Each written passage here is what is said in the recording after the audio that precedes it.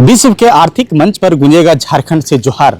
झारखंड अब सच में उड़ान भरने को है तैयार। मैं बात करूंगा दावोस यात्रा और राजधानी रांची आईटी हब को लेकर, जिसमें मंत्री सुदीप कुमार की बातें होगी।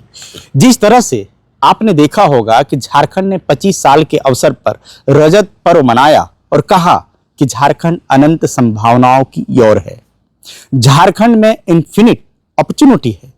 उसी की एक झलक 2026 के नए साल में पढ़े होंगे कि एचईसी के 100 एकड़ जमीन पर आईटी पार्क बनेगा। अब समझिए कि झारखंड में आईटी पार्क मतलब राजधानी रांची आईटी हब बनेगा।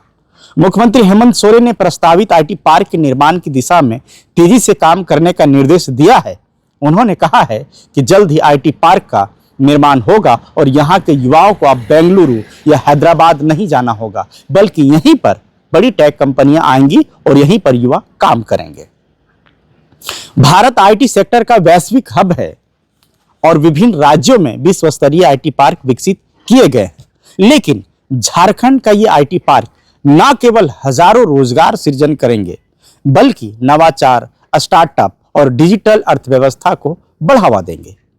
बेंगलुरु, हैदराबाद, चेन्नई, इन्हीं पार्कों की तर्ज पर ही रांची में भी आईटी पार्क को विकसित किया जाना है। वहीं झारखंड अब अंतर्राष्ट्रीय स्तर पर शोकेस करने, वर्ल्ड इकोनॉमिक्स फोरम में भाग लेने दावोस यात्रा पर जा रहे हैं। समझा जा सकता है कि इस यात्रा के दौरान झारखंड एक मजबूत दावेदार के तौर पर प्रस्तुत होगा। वहीं झारखंड 3 बड़े महत्वपूर्ण टूरिस्ट स्थल को वैश्विक पटल पर लाने की तैयारी में है। कोल्हान का प्लेटो जो साबित कर चुका है दुनिया का पहला लैंडमार्क जो समुद्र से बाहर आया था, वह कोल्हान का प्लेटो था। तो इस तरह के कई संभावनाओं की बात नगर विकास, उच्च शिक्षा, तकनीकी विभाग के मंत्री सुदीप कुमार सोनू ने बताया। सुनिए रिपोर्ट, क्या कहते हैं। मैं राज्य के लिए ये गर्व और गौरव का विषय है कि झारखंड अब अंतर्राष्ट्रीय स्तर पर शोकेस होगा। वर्ल्ड इकोनॉमिक फोरम जो कि दावोस में बैठक होने जा रही है, उस बैठक में झारखंड एक मजबूत दावेदार के तौर पर प्रस्तुत होगा। मैं आपको बता दूं कि वर्ल्ड इकोनॉमिक फोरम पूरे दुनिया के आर्थिक मामलों के 1 वर्ष के कार्यकाल का लेखा जोखा होता है। झारखंड वर्ल्ड इकोनॉमिक फोरम में अपनी तमाम चीज़ों को शोकेस करेगा।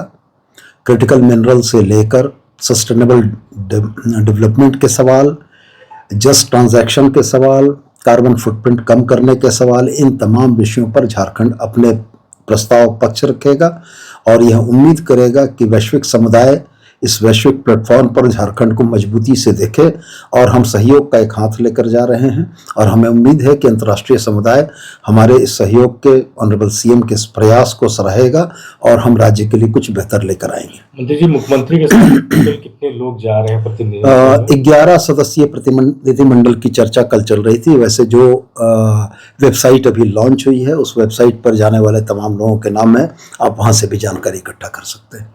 ये झारखंड की तमाम संभावनाओं को एक तरीके से वैश्विक मंच पर प्रस्तुत करने का एक कार्यक्रम है। इसके 2 चरण हैं। पहला चरण तो दावोस का वर्ल्ड इकोनॉमिक फोरम है। दूसरा चरण हमारा यूके के साथ एक भागीदारी है। भारत सरकार ने हाल के दिनों में यूनाइटेड किंगडम या इंग्लैंड के साथ एक फ्री ट्रेड एग्रीमेंट किया है, जहां पर ये संभावनाएं बढ़ी हैं कि यूनाइटेड किंगडम की तमाम वो बड़ी यूनिवर्सिटीज़ जिनका वर्ल्ड में नाम है, हम उनके साथ कोई कोलैबोरेशन, कोई टाई अप कर सकें और झारखंड में शिक्षा के माहौल को बेहतर कर सकें। अलावे इसके अर्बन मोबिलिटी के सवाल दावोस में भी हैं और यूके में भी हैं। अर्बन मोबिलिटी जो कार्बन फुटप्रिंट को कम करने का काम करेगी, शहरी क्षेत्र में सार्वजनिक परिवहन की सुविधाओं को विकसित करने का राज्य सरकार का प्रयास है। हम इसकी संभावना दावोस में भी तलाशेंगे और लंदन में भी तलाशेंगे।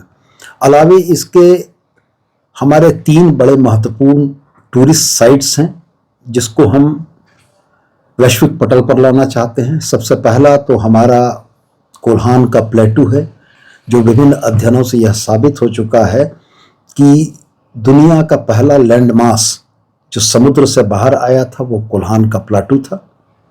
दूसरा, हमारे पास एक बहुत महत्वपूर्ण मेगालिथ साइट है जो ज्ञात तौर पर पूरी दुनिया में सिर्फ 3 हैं। साउथ अफ्रीका के कोलंबिया के माचू पिचू में, शायद मैंने नाम गलत बोल दिया हो, पूरा सुधारना चाहूँगा, माचू पिचू में, पेरू के माचू पिचू में, इंग्लैंड के स्टोनहिंज में और बड़का गांव के पकरी में। तो ये 3 मात्र हैं जिसमें एक हमारे झारखंड में है। हम इसको भी शोकेस करना चाहेंगे और यूनेस्को से यह आग्रह करना चाहेंगे कि इसके संरक्षण के लिए उनके तरफ से तकनीकी विशेषज्ञता और अन्य चीज़ों का हमें समर्थन मिले।